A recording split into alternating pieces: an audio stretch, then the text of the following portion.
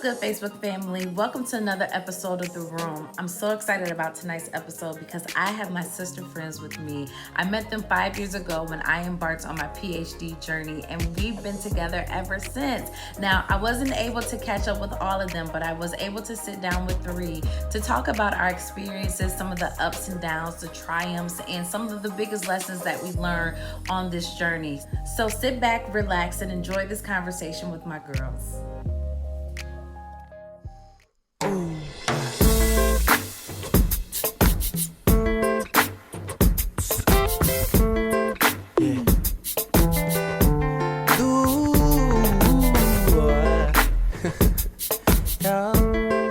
Yeah, I like this one here.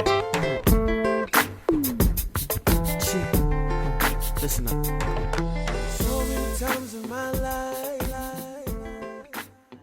Thank you, ladies, so much for joining me tonight just to talk about our experience going through our PhD program. Now, this is only half of us. There's 3 others that could not make it tonight, but I'm so excited to have my dolls with me tonight, just to encourage you all. Maybe you're going through a PhD program, or maybe you are on an adventure where you just need some encouragement and some push to make it through. I have us ladies here tonight just to kind of talk about our stories and to share our journey. So first, let me introduce Dr. Jasmine George Williams. Hey, hello. And we have Dr. Kathy Cito. Hey, Kathy. And then we have none other than Christine Guzman, our HLIC. Hey, honey. Soon to be doctor, soon to be doctor. Soon to be doctor. Candidate. Doctor, yes. Thank you for joining me tonight. So let's just jump right on in. First question I have, what in the world possessed us to get a PhD?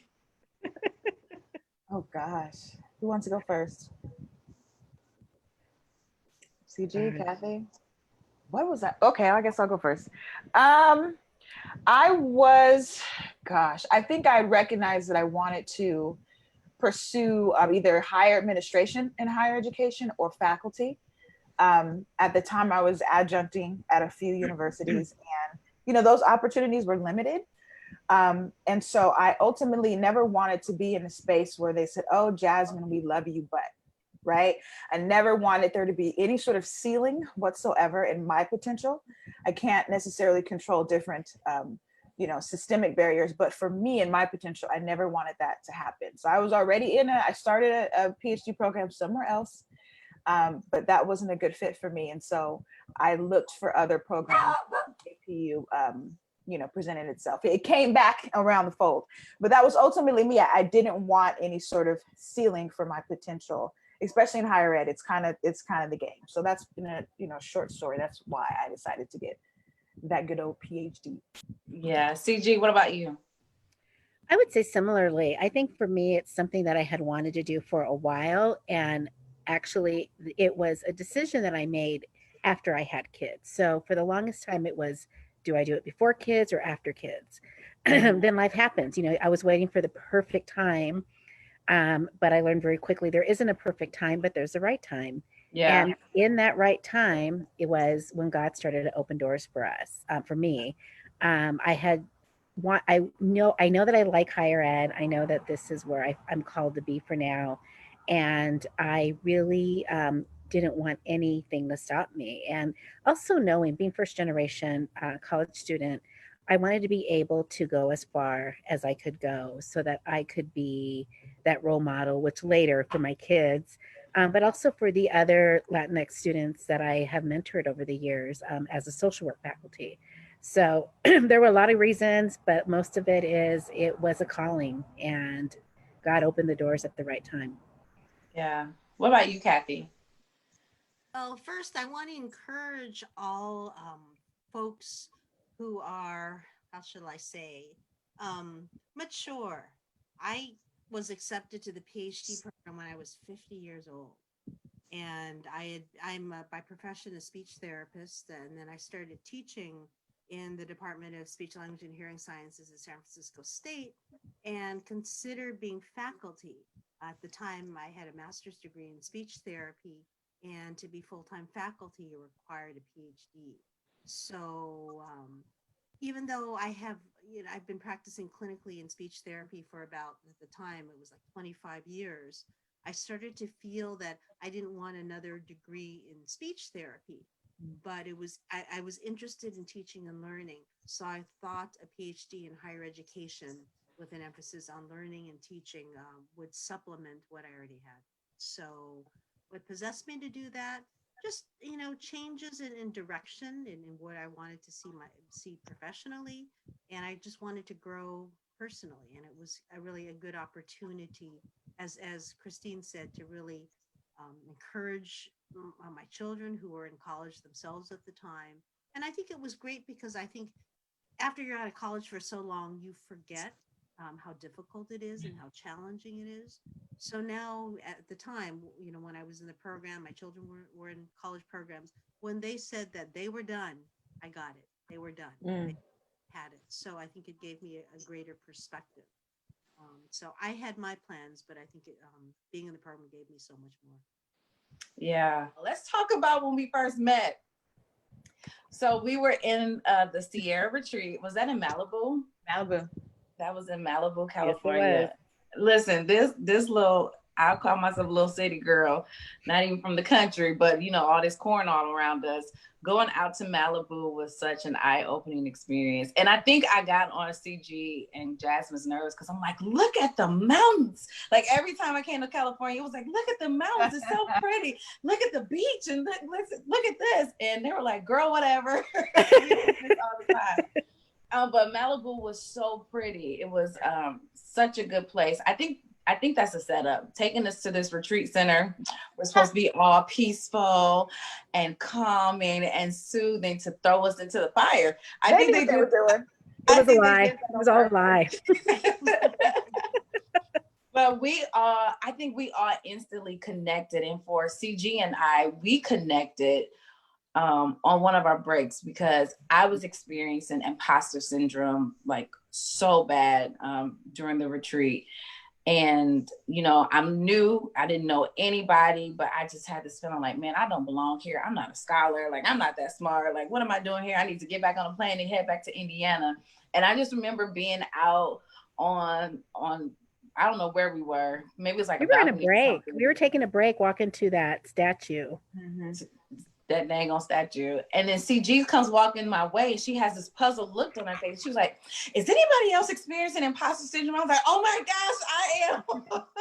Like she spoke up and I was like, finally, like I'm not alone here. I'm not the only one that feels this way. CG, talk about that moment for you. So I remember so vividly, I was struggling. And I remember looking around the room. And she's not here, but I saw this gorgeous Latina, Marjorie, across the room in her scarves. And, Yes. and I'm like, I need to get to know this one. And then I see these cheekbones on the other side. And I'm like, I got to get to know that one too. And I'm like, I remember where you were sitting too, Kathy. You were sitting over on this other side.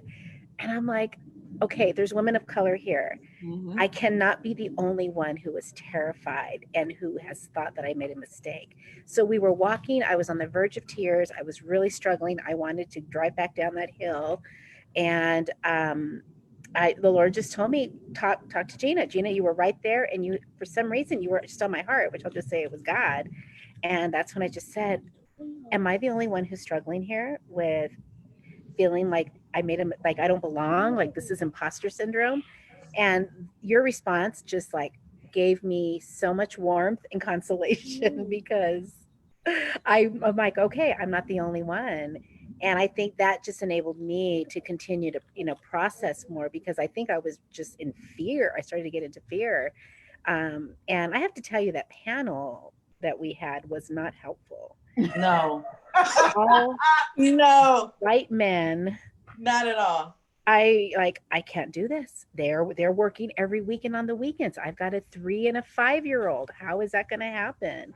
And that just, if anything, it made it worse for me. I mean, sorry, but I don't even remember the panel. I remember. That's how unaffected it was for me. I remember. There was a girl on the panel, a woman. I won't say girl. There was a woman on the panel. There was one woman. That's right. That said that she gets up in the morning And that's when she reads and writes. And I'm like, I'm not a morning person. Like, I just don't know when I'm going to do this. Like, I can't. Oh my God, bless her. I was like, I can't do this. I can't do this. So, CG, it's something interesting that you said about the panel. You were like, it was mostly white men. What was so unique about our cohort, there were 15 of us. We started out at 16. Started at 15. 15? Okay. 15, I was yeah. thinking of Guyane. Oh yeah. She was a part of the. Yeah. Okay. So we were the first cohort that this program ever had that the people of color were the majority. Yeah. Mm-hmm. And I think for me, I think once we connected on that level, CG, that I'm not alone, then I felt like, okay, I'm not alone. And then we all kind of connected, but then kind of going into that space, into that classroom, knowing that I don't have to be the only voice. Right. I don't have to be the only Black girl. It was myself, Jasmine, and Monica, who's not on the call tonight. Although they probably thought it was just Gina and Monica or Jasmine and Monica, because they always got me and Jasmine mixed up. And we always had to say, the other Black girl. God. The other Black girl. But just having the rest of you around, knowing that I didn't have to be that lone representative or that lone voice to speak up on issues, made it so much easier for me to get through this program.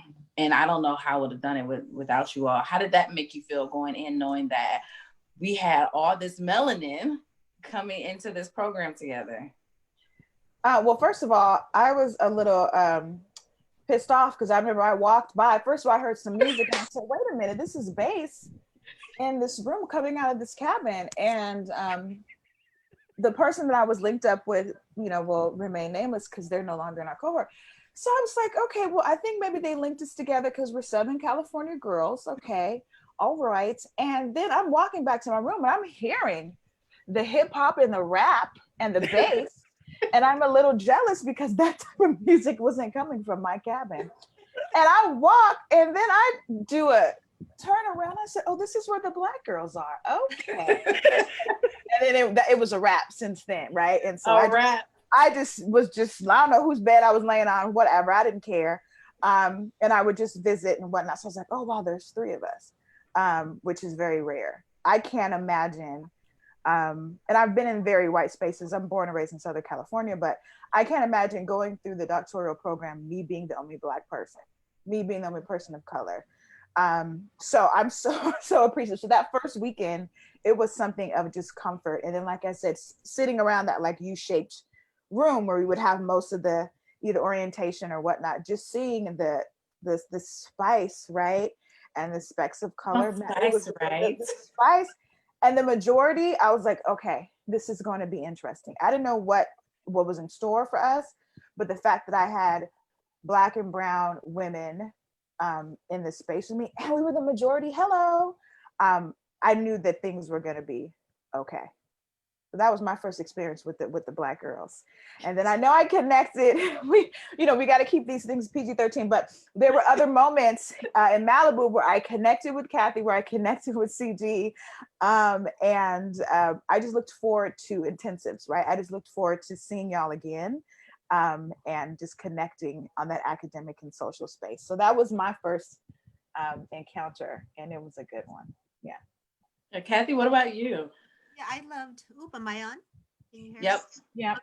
So, I mean, I really loved the fact that we were, our cohort was majority female. I really, really liked that because I think even looking in past classes, it was the majority of the class. Their past classes were white males. Yeah. And there were a few scattered other women. And for our class to come in being so diverse, as well as being majority women, we helped, I think, for me, feel comfortable to say that, okay, it's not just me and 10 other men, and men who. So I think that served its place to help me feel better and getting to know you all too, and finding that we can support each other. I think the hardest thing for me that was sort of my shtick when I came in, being just so old. I always felt like, you know, I'm, except one person, I was like the oldest person, and I was so scared because I thought I'm not going to be able to keep up with these young folks. I was so scared that I wouldn't be able to keep up with the technology, and I'd have to say, oh, can somebody help the old person, find this on the computer? But I think, you all just made it. See, I mean, I don't know how you feel, but I don't feel that aged when I'm around you. I feel so No. good and Yes. so much, and then Asian don't raisin. Kathy. You told us that, Kathy. You told us That's right, that. baby. No, not at all. Not at all. Kathy, you got me through statistics. You and me, that's where we bonded. yeah, that's when we bonded. Like we just, I felt like I was so glad that we did that together. I felt like I would not have gone through that. I would not have passed. I wouldn't have passed without you. I think we worked together. So We I did. think We worked well. And you were good with the technology. You knew SSPS, Oh, SPS, SPS is SPSS. Yeah, I blocked it out. I know. Listen, I'm so glad that class was over and that we made it through. I know. Yes, that was, oh God, no. So listen, I think for me, when I connected with Kathy, we did the privilege walk activity. Oh yeah. And I was judging Kathy. I judged her.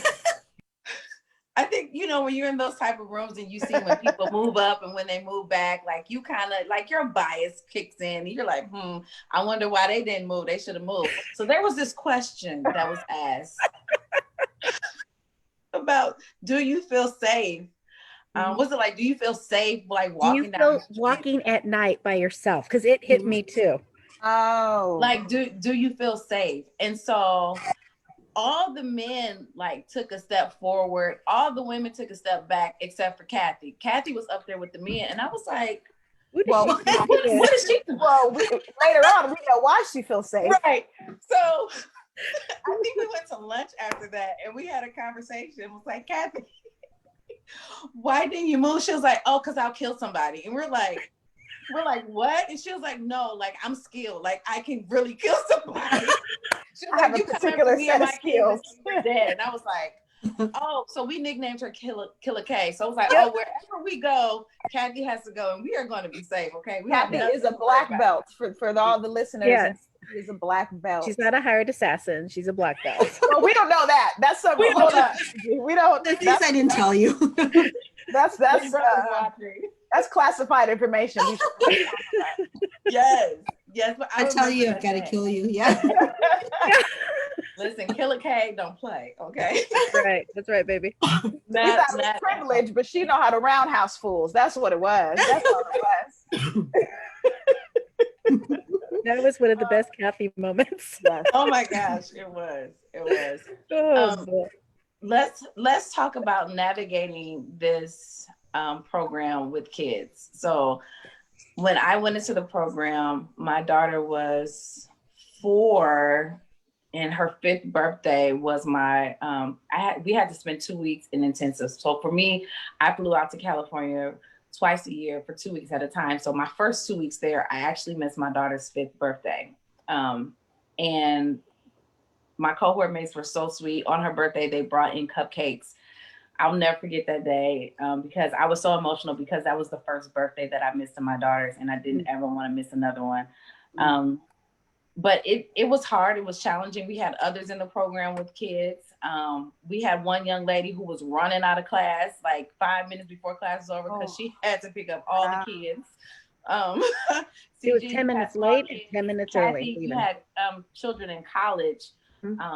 What was that like? And Jazz, you didn't have a child in the program, but you were caring for your mom. Yep. Who had Alzheimer's. Right. So we were all caregivers trying to navigate this space of higher education and learning and just trying to navigate life. What was it like? I'll start with you, Kathy. Having grown kids in college going through this program. I think that I was privileged in a sense that my kids were independent. I mean, I had when I started the program, my 2 older daughters were freshmen and sophomores in college. Actually, one daughter went to the same university. One daughter was at APU, and my son was a junior in college. I think in some sense, I don't have the day-to-day things that I don't have to go home. I don't have to bathe them. I don't have to read to them. I don't have to help them with their homework. So in that sense, it was a little bit probably not as difficult as those of the women who had, and I say women, even though the men had children. Hello. Totally different. So I specifically say the women Yep. for many reasons, but I didn't have children to go home to take care of, so that helped a little bit. But the thing that was the hardest thing for me was it was in when we were in the year we went to South Africa. My son that summer had gotten into a university UC Irvine, and that summer was when the 2 weeks that we were gone, I had to send stuff in for him. And the UC system is so strict. You miss the deadline, you are out. And so I was stressing. I was on the computer with him, in South Africa. I was trying to say, did you turn in all this stuff? And so it was really, really stressful at another level. But I said before, I mean, it was a privilege to be able to attend college the same time as my college age children, because I think it helped me better understand them and what they were feeling and where they were going and sort of how college worked for them. I was out for 30 years, so I didn't remember. So it helped me, I think, to get a better gauge of what my children were going through. Yeah. CG, what about you? I was thinking while you were talking, my kids were 3 and 5 when I started, and I had just started a new job. So Yeah. I started the program, and I remember I started a new job. And that was really challenging because when you're in that first year in your job, you got to give 112%, right? You got to give your best because this is, you're being watched. And it was a pretty serious job. But to go with my kids, I think the biggest thing that was hard is being present with them. Yeah. If I wasn't with them, I felt bad because I longed to be with them, because I was writing papers, getting stuff done. But then when I was with them, I'm like, I really should be working on this paper. I really should be getting this reading done. And so it was very stressful because I wanted to be present for my kids. And, they always say, it goes by so fast, your kids grow. And I'm like, how present am I? And I remember just dealing with that mommy guilt of I'm not there enough for them. I'm out, well, my best friend's taking my kids to a birthday party that I should be taking them to. Or, my husband once again is doing this and he's grumpy about it. And he was supportive, but it was definitely a burden for him. I'm sure we'll talk about marriage later. But I just really felt like with the kids, even though everything I was doing was for them, not being able to be present as much as I wanted to was a struggle. And it wasn't until maybe the third year where I was much better at carving out time. Because Dina Porterfield, I remembered she was in one of our classes with Karen, and she said, I made the biggest game changer for her is when I decided to be present. And that really, really hit me straight to the heart. And I just said, okay, Christine, you have to be present. When you're with the kids, you're with the kids. When you're working, you're working. When you're studying, you're studying. And I got a little bit better at it as time went on. Yeah, it's a learning process, that presence. And you mentioned mommy guilt. I felt mommy guilt all the way going to the airport. And I'm up in the air. I felt the mommy guilt. But then after a while, I was like, oh, I could just be Gina. Because I had 2 weeks away. Right? I remember you used to text us. You used to text us when you were at the airport, and you would be crying because it was so hard to leave her. It was so hard. Every time it was hard. One time she said, Mommy, can I just get in your suitcase? And that just like broke me down. But it was hard, but I needed that time away. And so because I was coming from Indiana to California, my responsibilities had to be shifted to other people. So I had a village that I leaned on, and I had a tight schedule for Sarai. I got all her clothes out for the 2 weeks, laid them out so my husband wouldn't have to, look for her something to wear or had her out looking crazy, but making sure that, her clothes was laid out, like she had a schedule, like my mom picked her up, my brother picked her up, my sister picked her up, like she was on this schedule. But it was hard and challenging, but the presence part, and I talked to you guys about this, and I was like, Jazz, how come you didn't tell me like that I was going to experience this? I thought I worked on being present, but it wasn't until I was done when I sent in my draft that I was like, wow, the sky is blue. It's like a really pretty blue. And like, look at that tree. Like that tree's always been there. And then like it literally the next day I looked at my daughter and I was like, you got tall, like you grew up. Like, how did this happen? And I was staring at her for at least a half hour because it was like, wow, like you like I thought I was present, but I wasn't. And you try to be as present as you can be. But as you said, there's something always nagging, and we'll talk about that. There's something always nagging on you that, you should be doing this, you should be reading the book, or you should be writing this paper. So yeah, it's those challenges. Jazz, talk about how it was for you being a caregiver for your mom. Yeah. So, yeah, the term mommy guilt means something different for me. As CG talked about, and then even as you talked about looking at baby girl, I'm like, whoa, where did the time go? I was so keenly aware of time and the lack thereof that I had with mom. So she was diagnosed March 7th of 2012 with Alzheimer's and dementia, but she literally started to decline almost as soon as I decided to get my doctorate, right? And so I try to think back and say, how did I get through it? It's God, because I can't conceptualize it. There was a time, I want to say, I think it was our second year. Y'all remember when I got real sick? I found out I was allergic to kale. Right? We thought you were pregnant. Yes, we thought you were pregnant. Because you were like, oh, you were so sick. I was not. So I think I missed a day and a half. And that's when it had to be second year, because that's when I started staying in the hotel with y'all. I don't think what I told you guys was one of those days where I stayed home. I didn't have class, and it was still during the time when mom had a cell phone. Mom must have called me like 20 times saying the same thing. I don't think I told you guys that. Mm-hmm. And that's when I was like, oh, it's real. It's declining. Just saying the same thing. Could you come and get me? And the same thing. And I just don't know how I got through it, because when it comes to a village, I really didn't have one. And I can't necessarily point the finger at those who were in my supposed village. I can't cuss, huh? I just get things done. So I think people just, pulled back and let me handle things without having the wherewithal that you were in a PhD program. You've only been married a couple of years.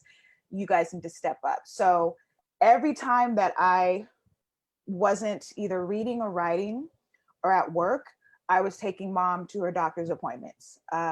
She was a Southern belle, so I had to make sure her nails was done, and yes. feet done, and eyebrows and stuff. But towards the end, she was wheelchair bound, and so I think about, and also mommy, we were trying to get pregnant throughout the whole program, and I think about a time, towards the end, if I was pregnant, I wouldn't have been able to lift her. I wouldn't have been able to do all these things. So God's timing is perfect. But I think and with the PhD program, it's all like, okay, this term you're doing this. So time was something that was so on my back and so just on my neck, and I can just feel it. Time of this PhD program. Why haven't we gotten pregnant yet? We're doing fertility. I'm studying Alzheimer's and dementia and all these things. So I know that time is something that I didn't have. And I don't know how I got through it. There was no human capacity that I had, because God had my back. So mom ended up actually passing on July 7th of 2018. And almost a month later, I defended my proposal. This is crazy. I don't understand how but God. And I think that the grief fueled me because I ended up, we'll talk later about like timelines, but instead of crashing into grief and depression of losing mom, I wrote. So it was the first Christmas that mom was gone, and Christmas was her favorite holiday, my favorite holiday. And the way I set up my teaching schedule, because I'm faculty, is I didn't teach for the winter term. So I knew, and I was very familiar with grief. I said, oh no. And my husband, I think he's a middle school counselor. So I think his term was done like December 21st. So I had 3 weeks of just being at home. And I was keenly aware of grief and how that was going to really just overcome me. So I wrote. And it was God. But the time was something that was so keenly aware because of grief, because I knew that death was knocking for my mom. So I had to spend, or wanted to spend, as much time as I could, but then not neglect other responsibilities. And being present was something that I was not in other facets of my life, but I do it again because it's my mama. Yeah. Yeah. I love how you talked about time, because even as we were going through the program and walking with you, as you were caring for mom and grieving mom, Yeah. I knew time was something that was very important to you. But because I think you're type A, you have like, okay, I gotta do this, I gotta do this, I gotta do this, I gotta do this. And so you were really trying to get pregnant, like just trying to get pregnant. Now she's pregnant. She's due in like a month. Yeah. She's due in like a month. Yes. And then a month after you defended, not after you defended, but a month after mom passed, you defended your proposal. And then 8 months later, you defended your dissertation, which was crazy insane. So you definitely like less than 4 years. Yes, which is amazing. Our program is like 3.4. Right? No, but yeah, our program is set up for 4.5, 5 years timeline, and she did it under 3 years, which was like 3.9 years. Yeah, which was crazy.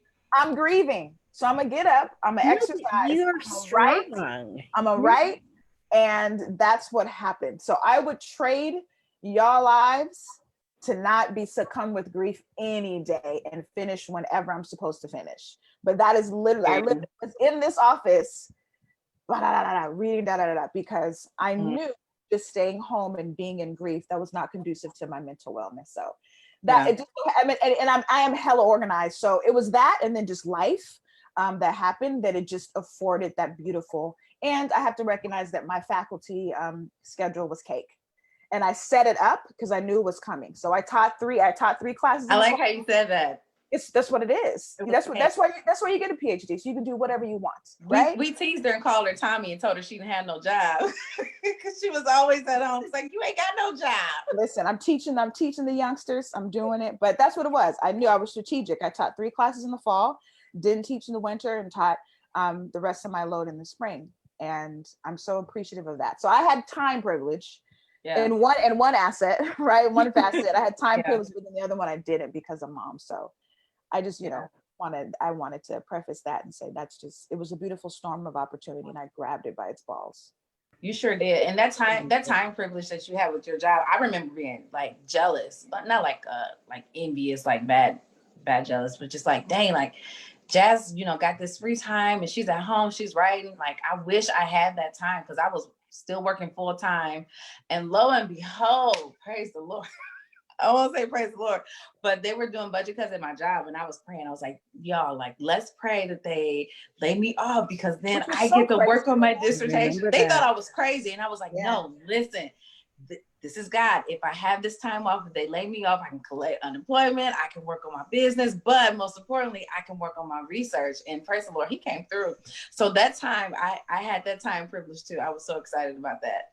So excited. Anyway, you was literally Tommy, because you literally didn't have no job. I had a job. Thank you very much. I just wanted to put that out there. I did have a job. I had my consulting firm that I was building.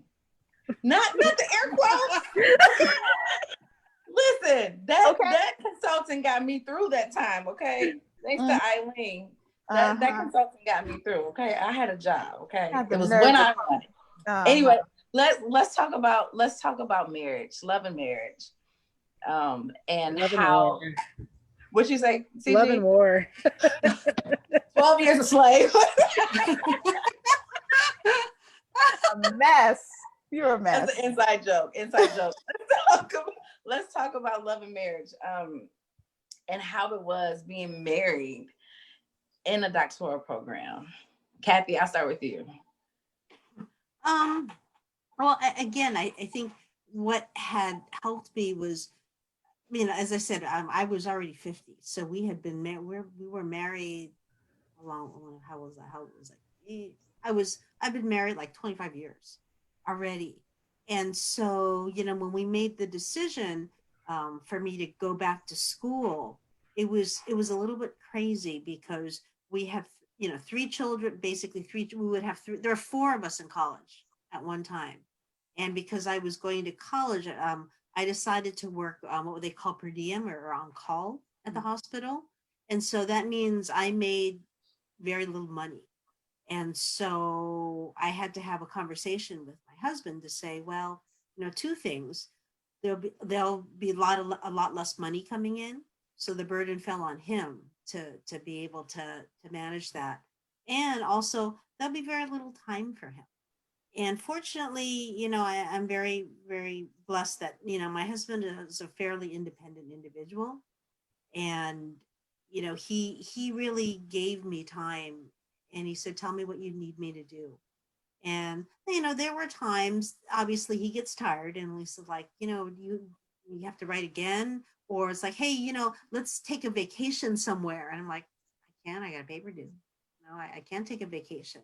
So he put on hold himself, a lot of things that he might have wanted to do, go on vacation, spend more time with the kids, have extra funds to do something.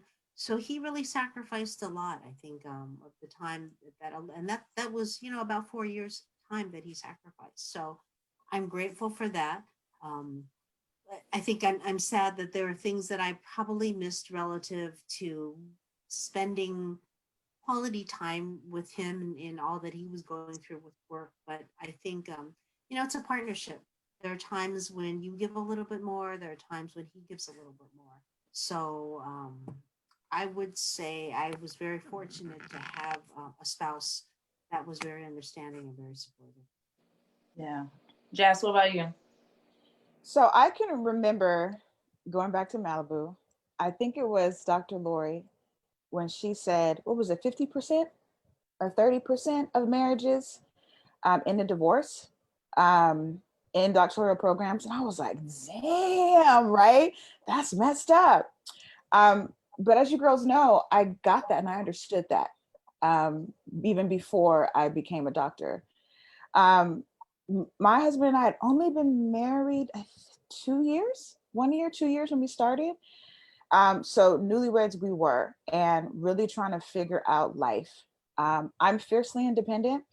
And when I have a goal, and I think just life circumstances happen where I just had to just take on the world and do what I needed to do. And I have a crazy tunnel vision, which helps in so many ways. Okay, we're talking PhD, that helped, blah, blah, blah. But in other ways, I shut out a lot of stuff. And when it comes to trauma, so remember, I'm caring for mom, I'm physically watching her deteriorate. And my time and energy is put on that, trying to figure out time and energy. And my marriage just suffered. It just suffered.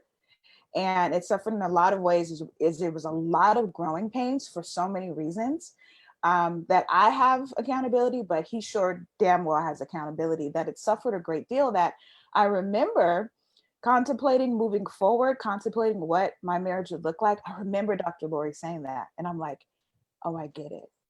And so we had 8 intensives, and I want to say that maybe 2 of them were really good, where I felt totally present because therapy and communication. So for those that are considering doctoral programs, masters, therapy, one has to be incorporated for you. But if you have a partner or a spouse, it has to be. And I say here, if it wasn't for obviously God, but our therapist, I would not be knocked up, maybe, and I would not be still married. So for the details of what that was, y'all know what that was, but it was really rough. And y'all were like, the 2 weeks was so good to have you, because sometimes it wasn't, it was just, we were just two ships in the night, and it just was so rough. It was the pits at times. And sometimes it was really good where we're like, oh, we get it. And that was usually when trying to, okay, this is what the term looks like. And I can't go to your mama's, grandma's, aunties, third cousins, quinceanera. I can't. We're both very family oriented people, but that was probably the hardest thing for me, is to be like, I can't go to these things. And it affected my health and things like that. So like I keep saying, I look back and like, how am I still standing? But God.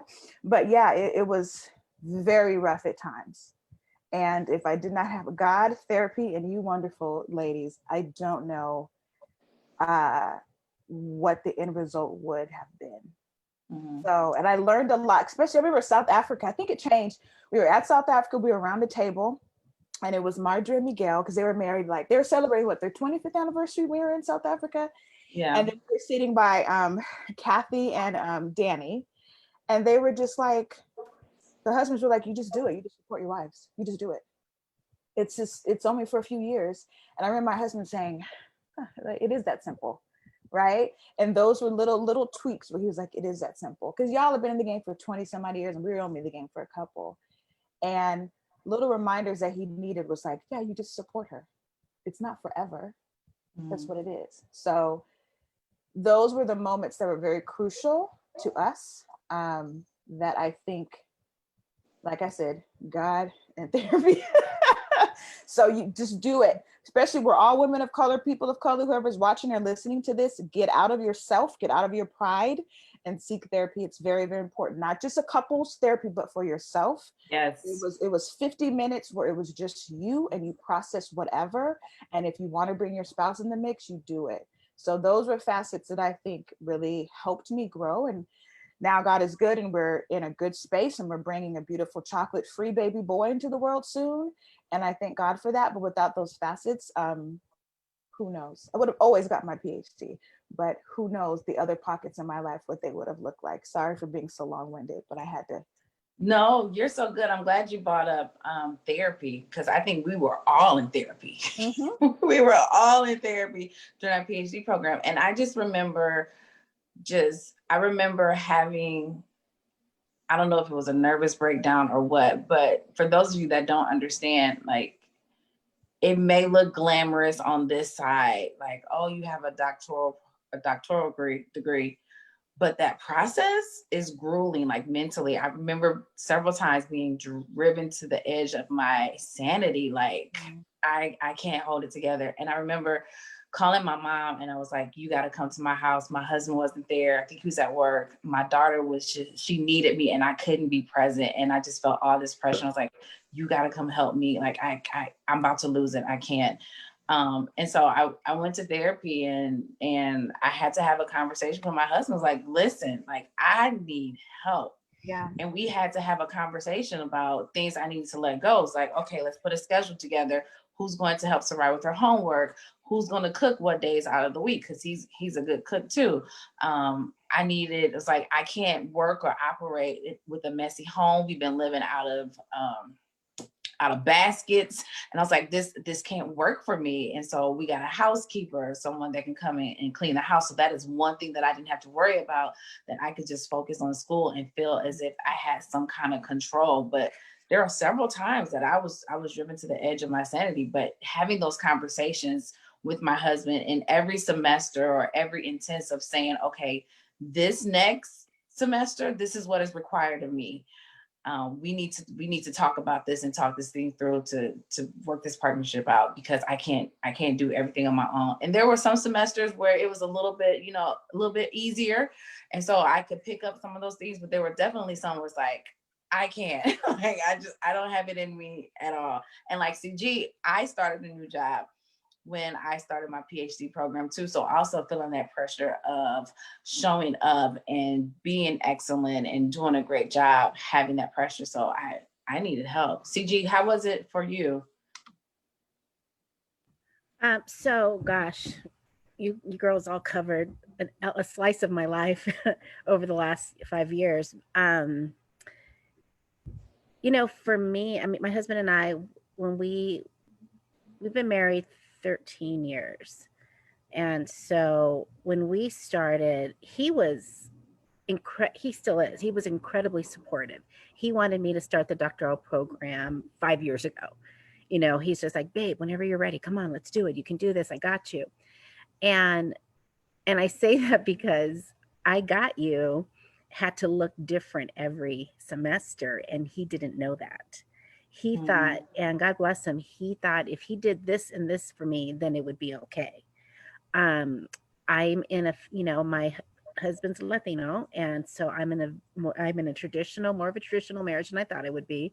So a lot of the household burdens fall on me with the kids, the cooking, and keeping up the house. So yes, we too got a housekeeper. um in fact, she used to come once a month. She started coming every other week. My kids had more sleepovers at Nana and Papa's. I had to start asking. I had some friends that were just so willing to take my kids to chauffeur them, and have them have a play date on all day Saturday afternoon, because my husband has his own business and he works weekends as well. So we had to do a lot of negotiating. I would say the second year in the program, and y'all remember, is that's when it was the hardest for me. That's when I felt like I hit a wall and my marriage was really starting to suffer. And I was just irritable. I wasn't in therapy yet. And I remember we were just snapping at each other. And I remember a couple of nights before we went to South Africa, he was sitting in his office, and I don't know what we were talking about, but I remember he looked up at me and he said, when you get back from South Africa, you're going to have to decide whether or not you're okay with being last on your list. And at the time, I was like, you should be happy you're on my list. There's a lot of things that have dropped off my list. I didn't say that to him, but that's what I was thinking. I'm like, how dare you? I am doing this doctoral program. I'm about to leave my babies for South Africa. But we were not in a good place. And I took that time when we were awake, and he even said, you can be you. You can be a doctoral student. You can be Christine. You need to really take some time and think about how this is going to be, because this can't go on for much longer like this.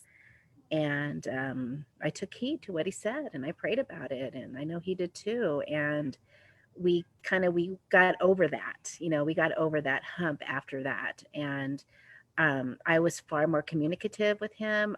Started going to therapy. I started taking medication because I was just anxious and depressed and struggling. We had, that's when the elections happened in 2016. I know that was a big burden that I carried, and there was just so much going on that I needed I needed to lean on my husband more than I ever thought I would. And I have to say, he's been good. I mean, he's independent, and he's very supportive. And even right now, going through COVID, things have really gotten intense. And I'm again trying to get this proposal done. I defended my proposal towards the beginning of COVID, and that was after several delays. And he was just like, "No, babe, just do it, just do it." So he's been my constant. I can honestly say that we went through it, but in the end, and he's still hanging in there with me. So I'm grateful. Oh, I love you guys. This is my last question, because we could talk for hours about our experience and different topics. And I have more that I wanted to talk about, but I think we're like an hour in already, and I want to be mindful of your time. Share with the people your biggest lesson learned throughout this program. Kathy, I start with you. Oh, okay. I think one of the biggest lessons is you cannot do a doctoral program alone.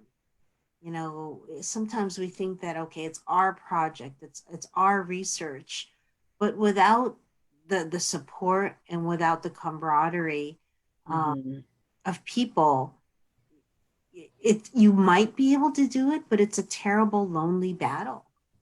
And I think, you know, without you all, I don't think this journey would have meant as much to me. This journey would have been as meaningful to me. I don't think I would have learned as much. Yeah. And I'm not just talking about the academic stuff that we had to sit through. It was just learning about life with you, learning about people, learning about different people. And, you know, sometimes, you know, and I always refer back to it half jokingly, but, you know, when you get to a certain age, you're kind of set in your ways. You know, the other caveat I want to say is don't go through a doctoral program and menopause at the same time. It's really bad. I'm like, I'm chugging along and I'm like, oh crap. Okay. So just a word to the wise. Don't go through, go to the doctor while you're going through menopause. That doesn't help. So anyway, the question. What did I learn? I think one of the main things I learned is that, as I said, you cannot go through this journey alone. The other thing is that for me, that sometimes I have my plans, but God has his own plans and they're higher and better. Mm, And I think that, yeah. you know, I'm going to go through this program for academic reasons and for this. I thought it was an academic exercise that, as you all said, you know, I felt the call of God as well too. And I felt, okay, he's calling me for academia. And my life and my viewpoints and my just ability to see life differently could have only happened had in this experience that we had together.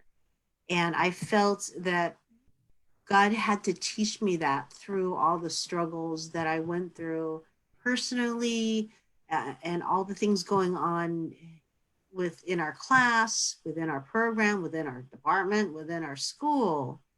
But I think it helped him to shape me in a spiritual way where he wanted me to grow in a spiritual way. So the exercise, like I said, my plans were academic, God's plans were higher, they were spiritual. Since then, I've switched churches. My husband and I have switched churches. We're now just doing other things.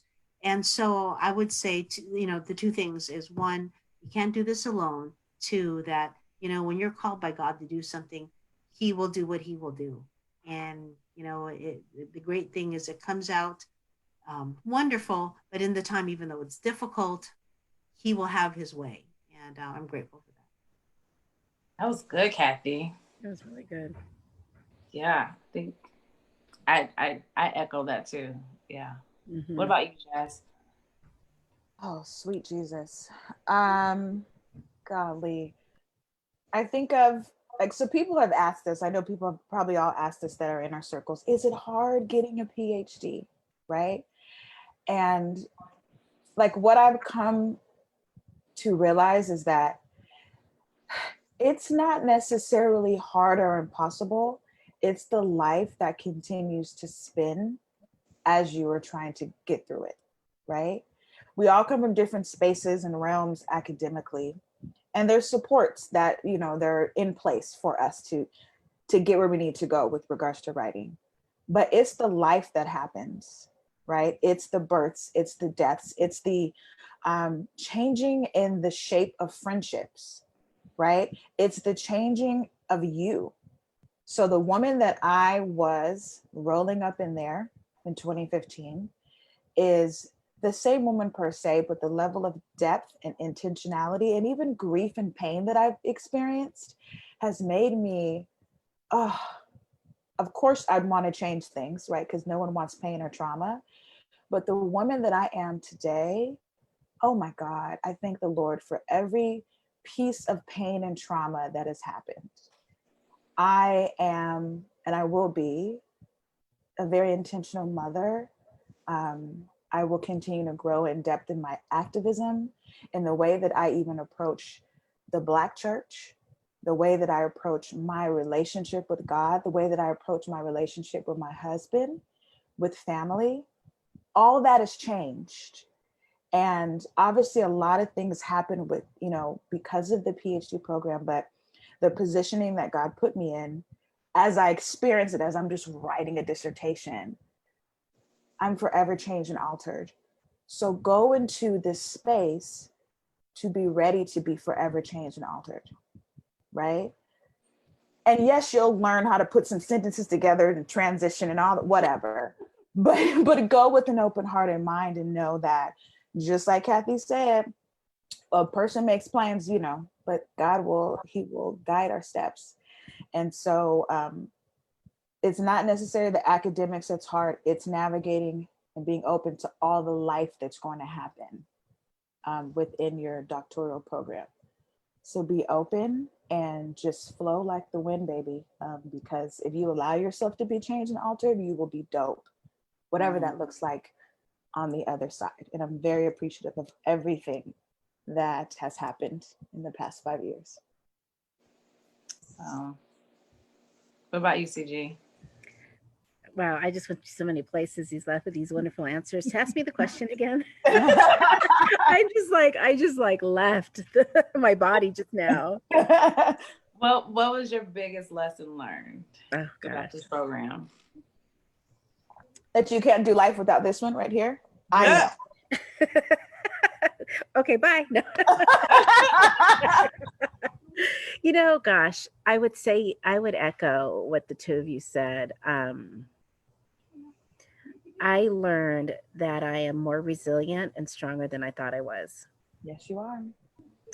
I learned that I am capable and that I belong in a doctoral program. And you all know what that process was like for me. I was waiting to be thrown out up until the end of my second year. And I now know that I not only do I deserve to be here, I have something to say and something to contribute. Yes. And that's what I know. I have grown more in my confidence. I've changed. I mean, yeah, a lot of people don't like me anymore, and I'm okay with that. Right? My critical consciousness has been raised, to such a place that I never thought it would be. My passion for justice, and being a social worker by my profession as an LCSW, I've always been an advocate for social justice, but now I know why. I know what I'm fighting against. I know what the root of it is. I didn't know all that before as a social worker. I just knew, what injustices were, but now I can go to the root, and now I can create new knowledge and contribute to scholarship about how to truly address it systemically. I mean, we'll take on racism, right? Yeah, baby. But I just become more passionate. That's been a big takeaway for me. And I've also learned that, that God will never fail. And he has shown that to me through using all of you ladies.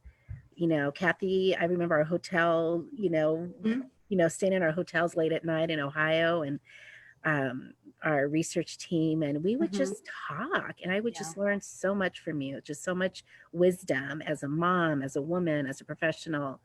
And, and then I got my younger sisters who keep me hip and keep me informed and put up with me. Come on, hip.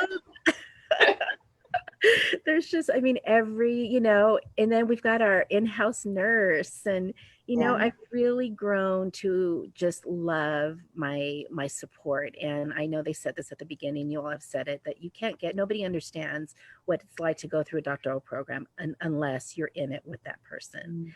And all of you have been my lifeline for the last 5 years. So I added more to your question, but yeah. That was good. That was good. I think you added on to what everyone had to say. I think it's true of all of us, what everyone has said. So I echo, all of your responses. And I think I would just add on it that going through this process made me realize that I can really, truly do anything. If I set my mind to it, I really can do anything. And also giving me the confidence that if God called me to it, he's already equipped me with everything that I need. Everything is within me. If it's not within me, he's going to send people and resources my way so that I can be successful. And thank you all for joining us. And I know they're probably going to watch. One of them are going to watch. So just shout out to our professors in our program. Yay. Mama Lori. Doctoral program. Yay. Yeah. They are so dope. And for those of you considering a program, I speak highly of our program. Absolutely. It's not that experience that you are going to get into a PhD program and the faculty members are going to try to weed you out or just try to put so much pressure on you that you want to quit or transfer. This is not that program. They really want to see you make it and will push you through so that you are successful. Thank you, ladies, for spending time today to be in the room on Facebook Live. I really do appreciate it. Love you all. Love ya. Good to see you all. Thanks, Gina. Love you all.